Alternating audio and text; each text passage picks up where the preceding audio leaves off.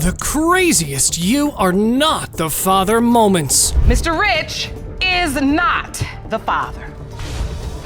Mr. Rich, it's not like that. You are not the father.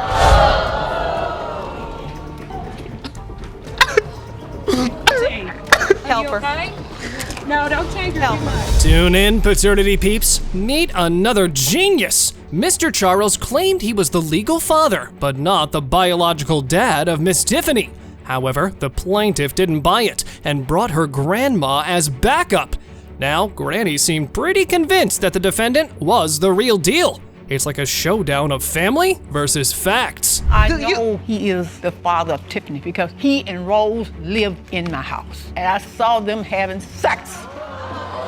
That is not true. So you knew they were intimate during that time? Yes. Not true, I not true. saw them more than once. Your Honor. The first floor in my living room. That is the door not true. was wide open. All right, the juicy twist was that Grandma isn't just some old spine off the street. Instead, she's the mother of Mr. Charles. Just whoa!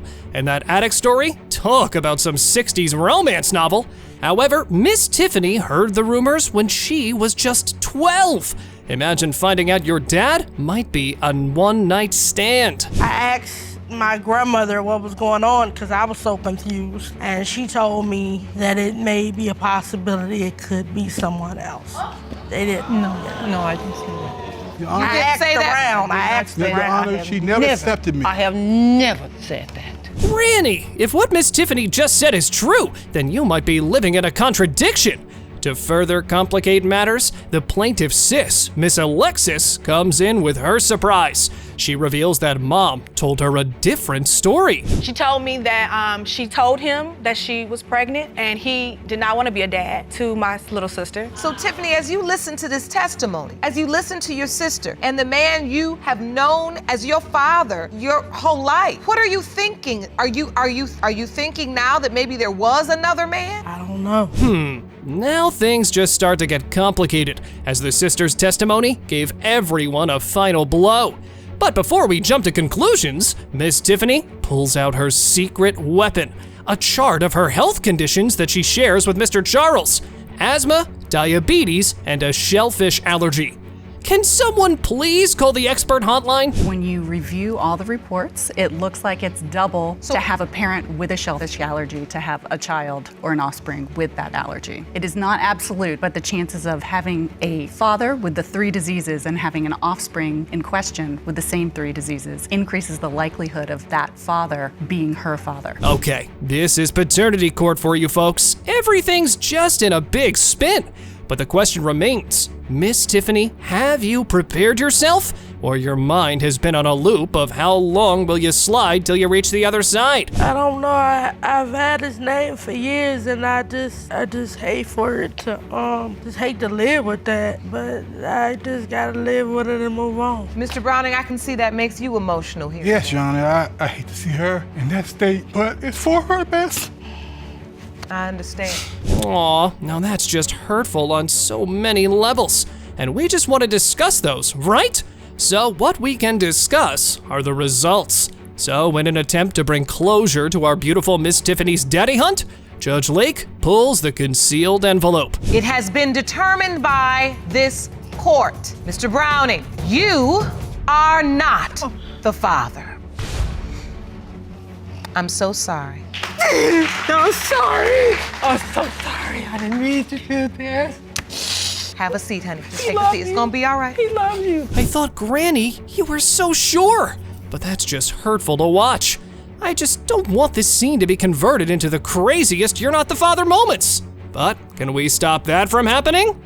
Let's find out. Today we got it answered. It wasn't the answer you wanted, but at least you know for certain. And another thing you know for certain is you have people who love you. You're surrounded by people who love you.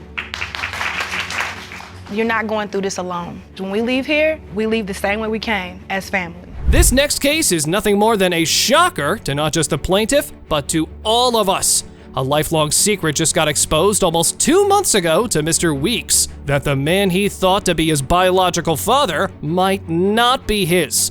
And guess what? Our big mama here kept this concealed for almost 3 decades. 29 years ago, I had an affair between two guys because I didn't want my mother to know. So you were reluctant just because you didn't want your mother to reject. My mother has rejected my daughter. I grew up stern with those beliefs that a child out of wedlock was not going to be accepted by her. Oh boy, you heard that concern there, right? 30 years! And all this because, Miss Moore, you were scared of your mama. But you should have also considered the mental health of your child. I mean, rejection at times might have been far better than living a lie, no? I kept hearing rumors from outside family members that Maurice might not be my father or I might not be his son. I asked, but I always get the same results. For a long time, I got the same results. Your Honor, he never asked me. I asked. Had my son asked me, I would have told him. And told her, I came to her and asked her. She always told me, Maurice is your father. But if the secret has been sitting in the shadows for so many years, I'm just wondering how it managed to come to light after so many. Now, that might be a story we're all interested in. So, let's hear Miss Weeks out on this one. I see another family member of mine. He asked me how my father was. I told him he's doing fine. You want to talk to him? He said yes. I went in my pocket, brought my phone out, called him right there on the spot. As soon as he got on the phone, he said, oh, my bad, I got the wrong number. He gave me back the phone. So I stood back. Basically, he was implying Maurice wasn't your father. Right. Although we are discussing some serious emotions here, it seems kind of funny, because Mr. Weeks, your family member did have one creative way to deliver the obvious.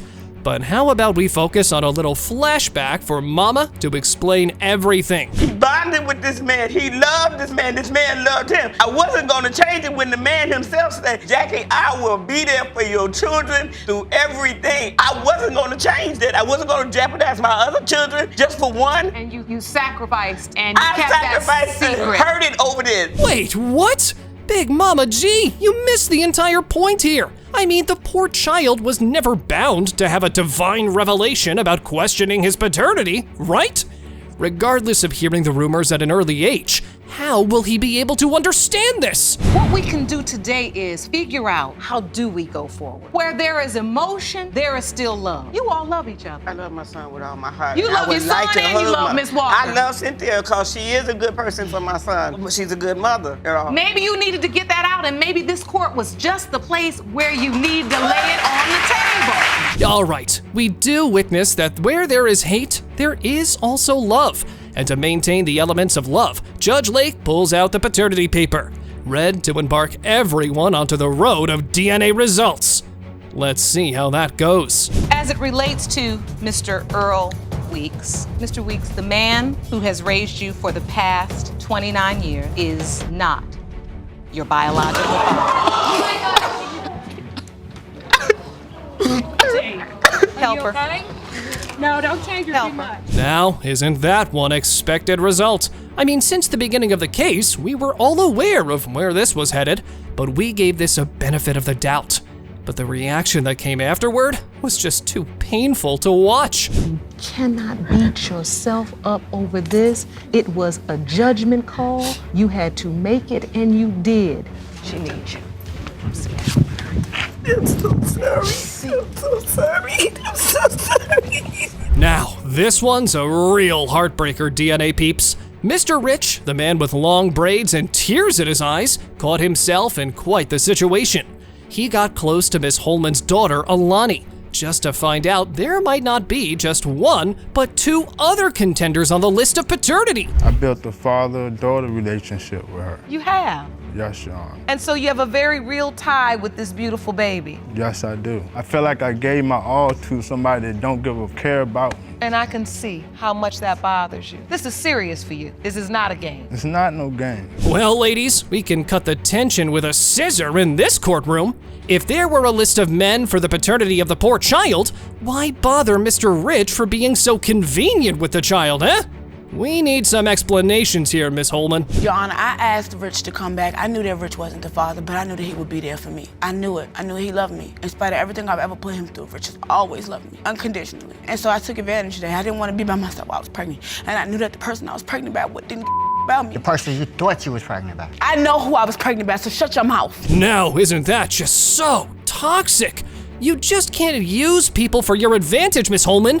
Now, if we connected the dots, Mr. Drumgold was the man coined as being the potential father for the baby by Miss Holman. but he has a spin-off tale to tell. There's been incidents that I know and two other gentlemen that I know during the time that she supposed to had Alani that she was dealing with. Can I speak, please? Yes, ma'am, go ahead. So at the same time, me and Mr. Drumgold were never in a relationship. We have always had an open relationship. In fact, he should have made some type of effort. He said he showed up at my house to bring me something, but someone else was there, so he decided to leave. Come on, what's happening here? You're asking a man to make efforts based on the fact he's a potential father? Well, honey, let me explain something. You don't want a man to go down that lane. But Mr. Drumgold said something that further explained what the baby mama has been up to. One of the phone calls, the other dudes, and I went to one of her family members' house and they opened the door and there was another gentleman rubbing her stomach. Really? But at the time, again, she was telling me it's no possibility it could be anyone else. So is this the man you were intimate with, Miss Holman? Yes, Your Honor, it is. Oh boy, now that was some high escalation of emotions. I mean, it seems quite natural if you've put in your heart for the baby, right? But before we go any further, how about we just focus on the DNA results to bring some clarity? It has been determined by this court. Mr. Drumgold, you are the father. Exactly.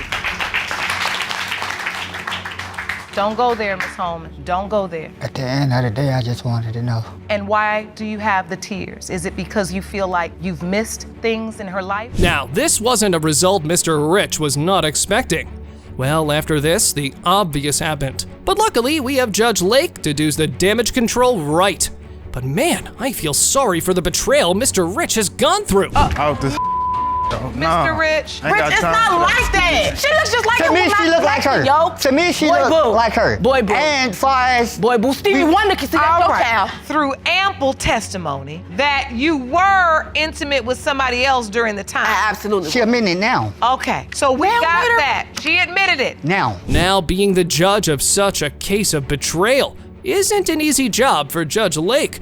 We are all settled down. It was now time for her to politely school Miss Holman, so she can be careful with her future adventures. I tell him every day, you too good for me. I don't deserve you. Because I'm used to people treating me like this person right here. This is what I'm used to. This is my normal. This is my abnormal. A person that you keep calling to come over and have sex Of course, because you got great sex. What the world? I don't have to do nothing. Really? That's only when me and him break up. Well, ain't that a shocker, folks? Miss Wallace here thinks her ex, Mr. Wallace, is playing hide and seek with her baby just because of his fancy new wife. Must be a real brainiac move, that one. Let's just go to the testimony part, shall we? Clearly, it's a problem that me and Ryan has been honest with each other in the past. I know exactly how many kids Ryan has. I'm not sure if she knows. I'm not sure why when he ran off with her that all of a sudden it was a problem. He was there when I told him I was pregnant. If that was a little hard for you to understand, let me explain.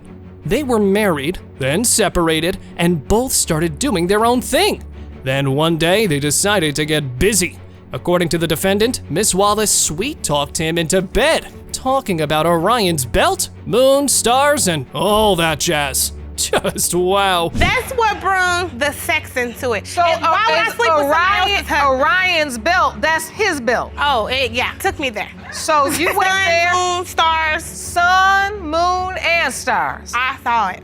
So that's the night you feel like you got pregnant with Raylan. That is the night I got pregnant with. All right. Okay, so we have that part all figured out. Now they need to know where Erilyn was conceived. Mr. Wallace seems a bit forgetful, but it seems to have happened around December 27th to 28th, and the baby was born on September 22nd the following year. You can do the math. It's a tight window. I don't think it was that window, but I was with somebody about 5 days before him. When you think about that, the fact that you're having sex with somebody else in December is definitely reason that someone may have some doubt. I mean, he could have had some doubt if that's how he felt, but he should have voiced that opinion though. Now, if that isn't a plot twist, can you just believe the audacity of this woman? In my opinion, she might be living in a delusion. But to negate what Miss Wallace did, she has a bizarre logic of some resembling facial features. All my other about kids, his all the eyebrows. 7 kids have my arch eyebrows. I understand, Ryan. Raylan eyebrows are straight. Are we talking about eyebrows? We talking about eyebrows. How in the world did I skip over over the eyebrow chart. I have the strong arch of eyebrow. Raylan doesn't have my strong arch eyebrows. Now, before we move any further from this point, the lady in pink has been standing for quite some time now. So, how about now we just focus on her side of the story, as we already have a confession that has pushed this case to know where it's headed. When you go send Raylan some diapers, when you go send her some Pampers, when you go send... I shouldn't have to call. And that's about it. And I asked her what's going on. Okay, I want to ask you this. Are you the reason that he doubts? Because it sounds like you doubt. Yeah, I'm doubting because she don't have the eyebrows. Okay, so see, this is starting to make sense now. So before we beat more stuff around the bush, how about we just focus on the DNA results and bring closure to Miss Wallace? Or congratulate Mr. Wallace on having a new wife. So here's that DNA punch we all came to get. Mr. Wallace, you are not the father. You all right? It's okay. Mr. Wallace, what are you feeling? You really thought you were? Yes. I thought he was too. I followed her for 2 years. Can you just see this man's face? Now this must be a real shocker. He seems shocked enough to turn on the light bulb. Now, isn't that just devastating? Here, have a look at what happens next. I followed her for 2 years.